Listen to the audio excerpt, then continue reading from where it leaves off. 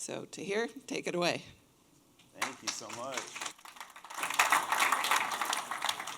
I'm not sure how I'm going to follow up such an awesome presentation. I learned a lot. Thank you so much, Michael. Seriously, that was on point, and it's exactly the kind of stuff that I preach, and we're a really small business, so it's cool to see that.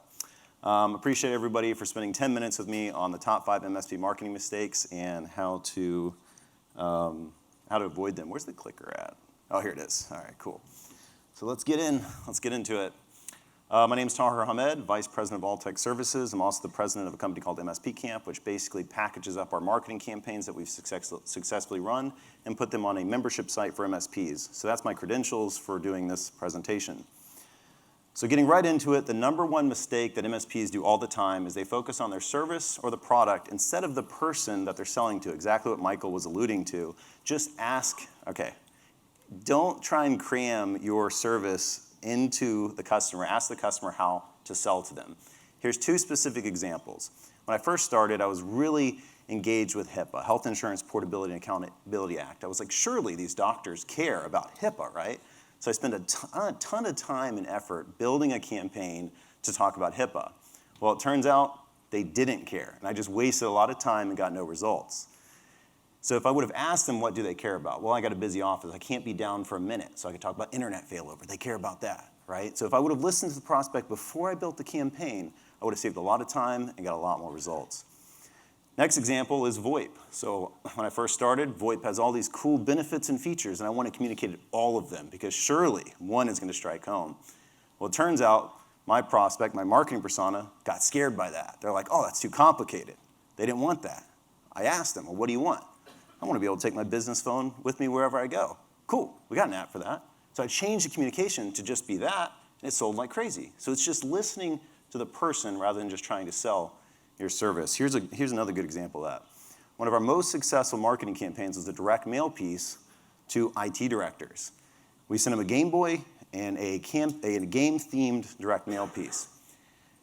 They loved it, and it got a ton of leads. If I would have sent this exact same piece to a co-managed prospect that was the executive, the COO, CEO, it wouldn't have landed. Sure, they might have liked it, but it wouldn't convert as much as sending it to the IT director because I knew my marketing persona. All right, next up, number 2, bad content. Go look at your social media, go look at your website. If anything looks like this, delete it. Bad content not only doesn't help, it actively hurts your marketing because the algorithms show that the person viewing it doesn't care and they move on quickly. So it hurts you. It doesn't just help. I know why we do it, right?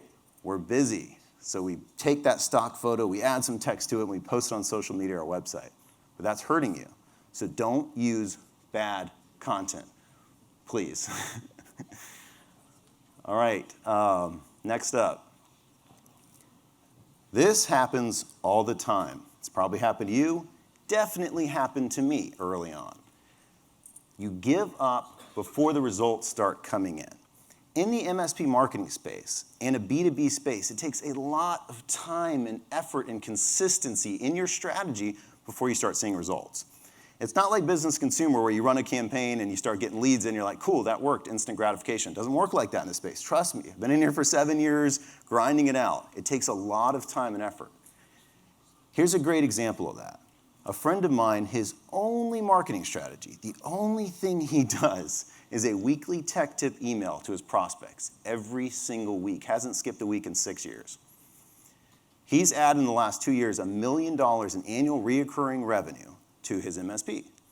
So you might think, cool, well, I'm going to start sending email marketing tech tips. But I talked to him recently. He said not one of those closed deals, not one, was on his list for less than 12 months.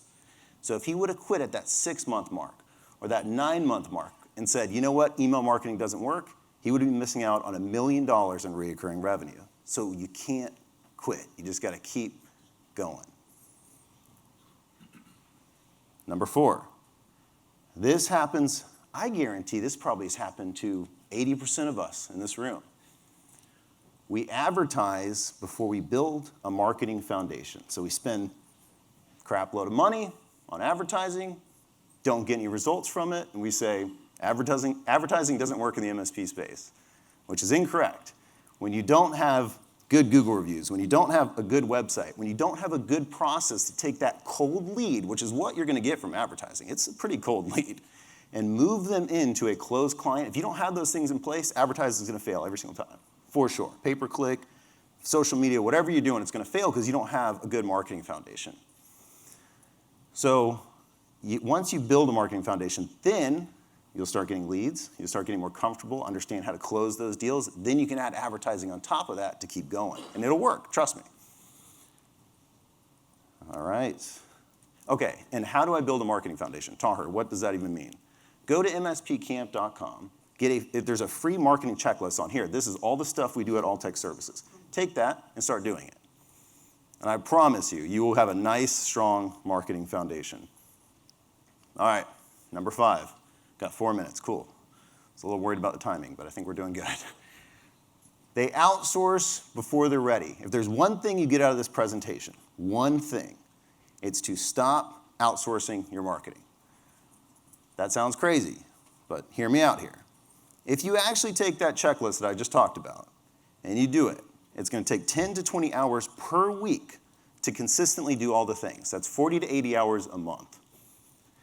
There is not a marketing agency on the planet that's going to spend that much time on your business, I guarantee it. But that's only a part-time person in-house, right? Here's another way to frame it. Do you have any managed clients that you spend 40 to 80 hours a month on? Any of them? Probably not, because I'm an MSP and we definitely don't do that. So we can't assume that we can pay some company $2,000 to $4,000 and they're going to dedicate that type of time to us because it wouldn't be profitable. So you get that part-time person, they're managing your marketing, right? They may not be doing the graphic design, they may not be doing the SEO, they may not be doing some of these facets you need to be doing, but they're managing it for you. So that's how you can offload some of your marketing without just hiring some marketing company that's not going to care about your business like you are. Because we tried outsourcing, we tried hiring salespeople, none of it worked because we didn't have a good marketing foundation to bring leads to the salespeople, and we just said, oh, it doesn't work in this space. But that's not true. All right, moving on. So those are the 5.